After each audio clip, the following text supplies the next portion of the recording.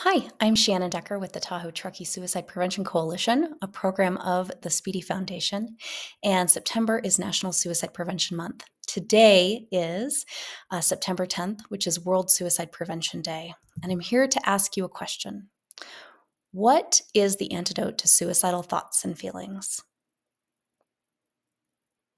What is it that can help us get through suicidal thoughts and feelings? When we work in opioid overdose prevention, we know that there is an antagonist to an opioid, and that is naloxone. Naloxone spray or an injector will help to deploy an antidote to reverse an opioid overdose. We know that deaths from opioid overdose are called deaths of despair. Deaths from substance use and deaths from suicide are all deaths of despair. Is there a medical solution to suicidal thoughts and feelings? At this time, the answer is no. In the future, maybe. That's our hope. But there's so much that we can do to support people with these thoughts and feelings. What we want to think about are what causes suicidal thoughts and feelings. We know that suicide can be incredibly complex, and so we don't mean to minimize this. But if we're looking at a really high level, in short, the causes for someone to consider suicide really revolve around problems that feel unsolvable and pain that feels unbearable. And if you'd like to look more into this, I recommend you look at Dr. Thomas Joiner's theory of interpersonal suicidality, where he talks about thwarted belongingness and perceived burdensomeness that creates that desire for suicide. When a person gains the capacity, the capability for suicide, they're no longer afraid to die. Maybe they have access to lethal means. That's when we're going to have a near lethal attempt or we'll have a death from suicide. In the next slide, we're going to hear from A.J. Brown, who is a wide receiver with the Philadelphia Eagles. He's going to discuss a time when he contemplated suicide during the 2020 season. Sorry.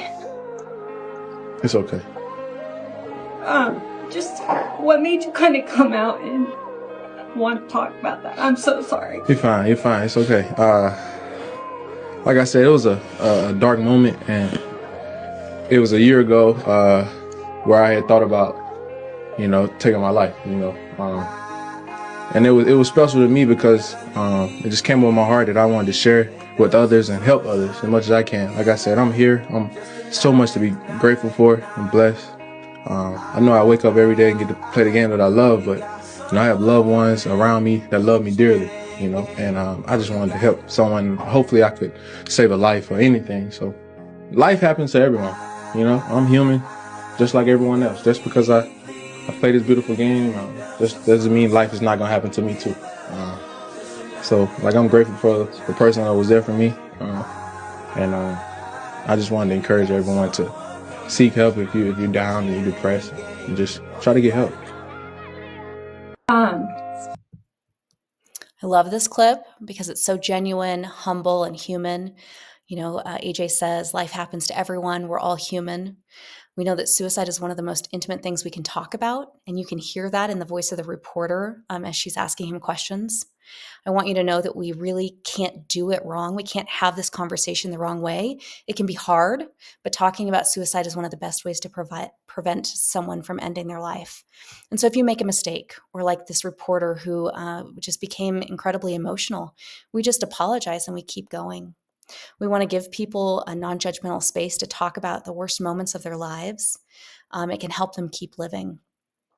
The Speedy Foundation has had these taglines of advocate, conversate, educate for many years, and we really believe that conversations are healing, and that's what builds hope that things can get better. AJ shared his story, and the Speedy Foundation does this work because we have a desire to prevent others from these feelings of despair. We know that we need to be grateful for those who are in our community, in our lives, in the world, who are helpers. And I love how AJ kind of wraps this up by saying, we need to recognize when we need help. We need to feel empowered to get help. And we need to keep going. We don't stop until we find help. So, our action for today, we want to go back to safety planning and find your anchor boxes. So, you might have joined us for trainings or had seen some of the posts on social media around the importance of safety planning and how we can do upstream safety planning before we end up in an emotional crisis. We've got our friend Allie at Find Your Anchor, who has created these amazing anchor boxes. Again, safety plans and anchor boxes are available at mentallycovered.org. But she created these 52 cards that are anchors. And so examples of anchors are daydreaming, heart pounding moments, hugs, being a mentor, fun, late nights, exploring new places. I want us to think about that as we start to examine what is our own evidence for purpose and belonging. Our action. The Speedy Foundation is really big into action right now. For so long, it was suicide prevention and mental health awareness. We've got the awareness, and now it's time to start taking action and feel empowered. I want you to, challenge by choice, build your own hope box. There's an app that you can download on your phone that was created by the VA, which is a digital hope box.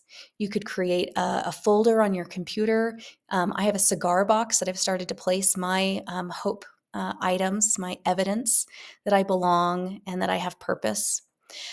Collect 3 to 4 people, places, or things that are your anchors in life. Maybe there are photos on your phone that you could highlight or tag that become your favorites. Maybe you print some photos. You could journal and reflect on memories. You could create your own safety plan, even if you're not in a suicidal crisis. Everyone should know who we go to for help and hope. But find 3 to 4 artifacts. These are the things that really help you feel purpose and feel like you belong. Earlier this week, I was giving this presentation to a group of seniors in the community, and I shared on my phone, I pulled up a picture of my godson. And when I'm spending time with him, it really feels like I have a purpose and that I belong. I had a picture of me at a concert from the Dave Matthews Band, which is something I've followed since 8th grade. And listening to that music really helps anchor me to life. I have a cat, and having this pet, her name is Chaos. She is one of my anchors in life. So think about that. That is our call to action for World Suicide Prevention Day. Because when we think about it, the antidote for suicidal thoughts and feelings is really connection, which fosters purpose and belonging. Always remember 988 is one phone call away, one text message, or one chat. 988 is a non-judgmental listening ear. If you are struggling with thoughts of suicide or if you're concerned about someone else, it is a sign of help and hope. When you call, it suggests you reach out to number 1 if you're a veteran or service member, press 2 for Spanish, or press 3 for specialized support through the Trevor Project for LGBTQ plus populations. And for those in need of TTY services, that is available as well.